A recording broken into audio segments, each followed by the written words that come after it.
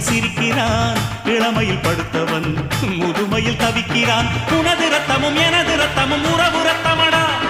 நீயும் நானும் நானும் நீயும் நிறத்தால் குணத்தால் ஒன்னடா.